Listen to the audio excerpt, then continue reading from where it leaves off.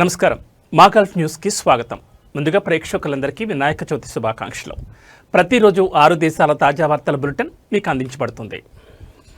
ఖతార్లోని అల్ వాజ్బా తూర్పులో రోడ్లు మరియు మౌలిక సదుపాయాల అభివృద్ధి ప్రాజెక్ట్ ప్యాకేజ్ 3 పూర్తయినట్లు పబ్లిక్ వర్క్స్ అథారిటీ అబ్జెల్ ప్రకటించింది. ఈ ప్రాజెక్ట్ ఈ ప్రాంతంలోని రోడ్ నెట్వర్క్ మరియు మౌలిక సదుపాయాల సేవలను అభివృద్ధి చేయడం లక్ష్యంగా పెట్టుకుందని అష్గల్ ఇంజనీర్ అహ్మద్ అల్ మిజాబా తెలిపారు.